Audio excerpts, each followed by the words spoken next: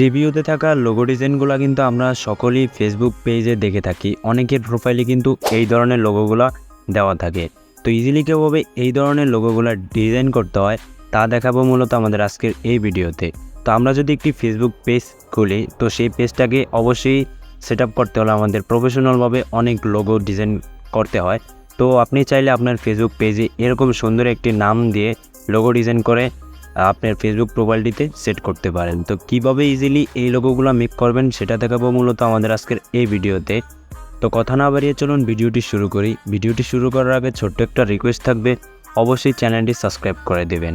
আর হ্যাঁ, আমাদের এই ভিডিওটি এডিট করার জন্য আমাদের ফার্স্ট অফ অল যেই ফন্ট এবং পিএনজিগুলো প্রয়োজন হবে সেটার লিঙ্ক থাকবে আমাদের টেলিগ্রাম চ্যানেলে, অ্যান্ড টেলিগ্রামের চ্যানেলের লিঙ্ক থাকবে আমাদের এই ভিডিওর ডেসক্রিপশন বক্সে। তো চলেন আমরা চলে যাই মূল ভিডিওতে। পিকচারল্যাব অ্যাপটি ডাউনলোড করে নেব। পিকচারল্যাব অ্যাপটি ডাউনলোড করার পর আমরা আমাদের ফোন থেকে পিকচারল্যাব অ্যাপটি ওপেন করব।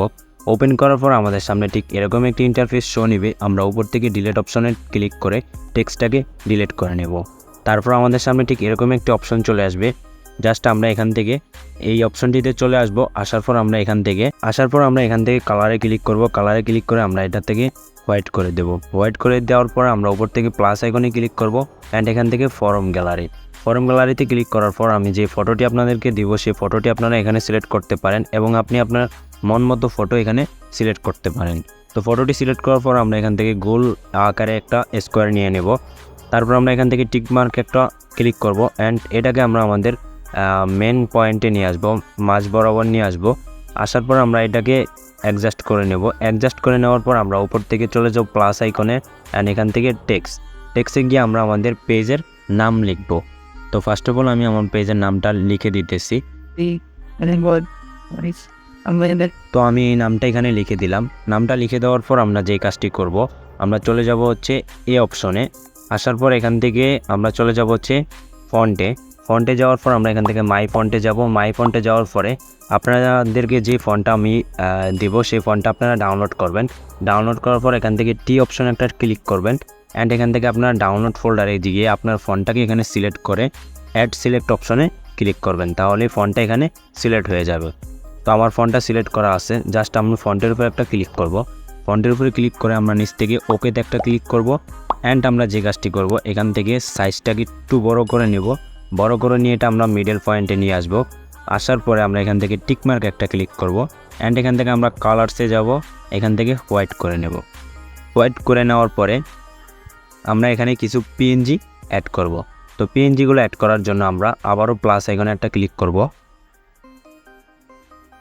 প্লাস আইকনে আসার পর আমরা এখান থেকে ফরম গ্যালারিতে যাব, অ্যান্ড আমরা এখান থেকে পিএনজিগুলো আমাদের অ্যাড করে নেব। তো প্রথমে আমি এই পিএনজিটাকে অ্যাড করব। অ্যাড করার পর এটাকে আমরা একটু ছোট করে নেব। ছোট করে নিয়ে আমরা এখানে এটাকে বসায় দেব। তো আমরা এটার কালারটা একটু চেঞ্জ করব। চেঞ্জ করে আমরা এটাকে হোয়াইট করে দেব।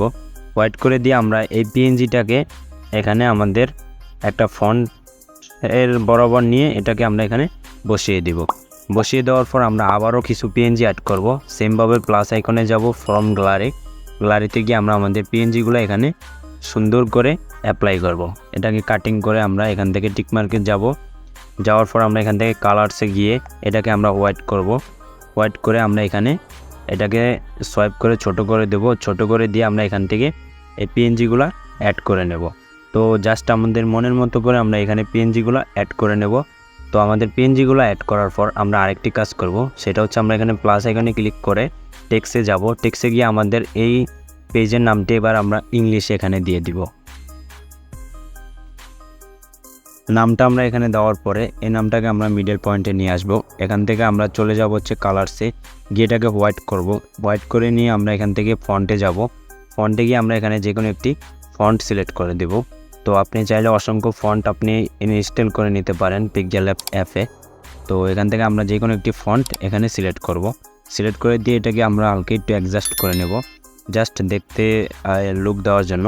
ওকে, আমাদের লোগোটা অলরেডি ডিজাইন করা হয়ে গেছে। এবার আমরা যে কাজটি করব, নিচ থেকে চলে যাব এই অপশনটাতে, এখান থেকে ট্রান্সলেট করে এবার আমরা এই ফটোটার উপরে একটা ক্লিক করব। ফটোটার উপরে ক্লিক করার পর আমাদের যে ফটোটা চলে আসবে এখানে, আমরা এই স্কেলে আসার পরে এখান থেকে স্ট্রাইকে ক্লিক করে ওকেতে দিয়ে আমরা এটাকে হালকা একটু বাড়িয়ে নেব। বাড়িয়ে নেওয়ার পর আমরা উপর থেকে চলে যাব সেভ আইকনে, এন থেকে সেভ এস ইমেজে ক্লিক করে আমরা এটাকে আলটা করে দিয়ে সেভ টু গ্যালারিতে ক্লিক করে দেব। তো এই ছিল মূলত আমাদের আজকের লোগো ডিজাইনের একটি ছোট্ট ভিডিওটি কেমন লাগলো অবশ্যই কমেন্ট করে জানাবেন। আর হ্যাঁ, চ্যানেলটি সাবস্ক্রাইব করতে কিন্তু একদমই বলবেন না। ওকে গাইস, আল্লাহ হাফেজ।